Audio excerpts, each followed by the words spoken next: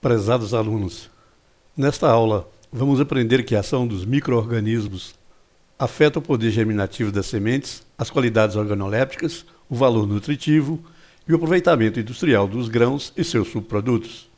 Vamos aprender também que alguns desses organismos são produtores de substâncias extremamente tóxicas, as micotoxinas, e que são prejudiciais ao ser humano e aos animais. As várias espécies de fungos invadem várias partes das sementes, incluindo o germe, causando ou contribuindo para a redução do poder germinativo.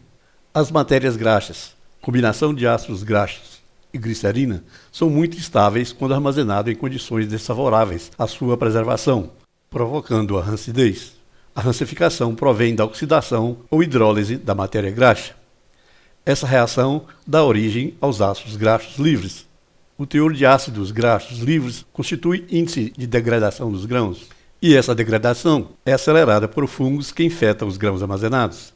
Os grãos armazenados têm a sua temperatura elevada se mantida com elevado teor de umidade, em razão da alta taxa de respiração dos grãos úmidos e dos micro-organismos associados à massa. Caso o teor de umidade esteja abaixo de 15% base úmida, o aumento da temperatura é geralmente devido a uma população de insetos. Acima desse valor, pode ser atribuído tanto aos fungos quanto aos insetos, ou a ambos. Grandes aumentos de temperatura entre 45 e 50 graus Celsius são devido aos fungos, já que a temperatura de 45 graus Celsius é suficiente para matar os insetos adultos. Micotoxicoses são doenças de animais e do homem causadas pela ingestão de rações e alimentos contaminados por fungos que produzem toxinas. A aflatoxina, substância tóxica produzida pelo fungo Aspergillus flavus, é grande causadora de contaminações em animais, principalmente. Apesar de ser bastante comum em amendoim, sabe-se que essa toxina se desenvolve em diversos outros grãos e o milho é um deles.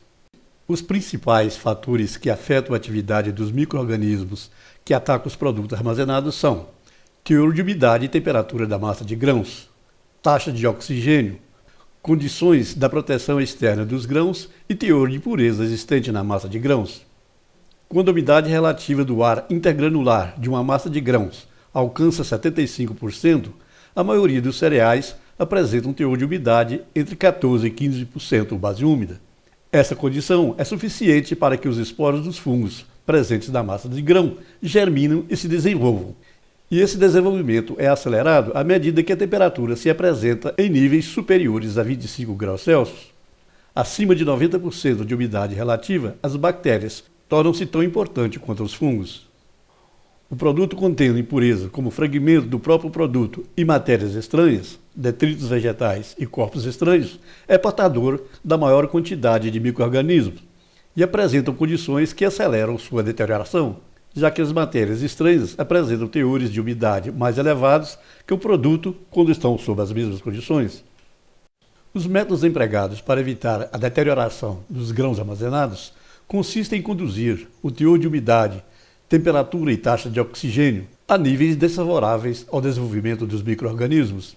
A secagem dos grãos para atingir os níveis ótimos de umidade que impedem o desenvolvimento dos micro-organismos é a operação mais prática. No caso de uma secagem mecânica, as altas temperaturas podem causar rachaduras dos grãos que são imperceptíveis ao olho nu e que propicia condições favoráveis ao ataque de micro-organismos. Dependendo da temperatura, o teor de água ou umidade para armazenamento de milho e trigo deverá estar em torno de 13%. Já para a soja, o teor ideal seria 12%. Enfatizamos que uma limpeza bem feita com o objetivo de reduzir o teor de impurezas e de matérias estranhas existentes na massa de grãos é uma operação de suma importância na diminuição do ataque por micro-organismos.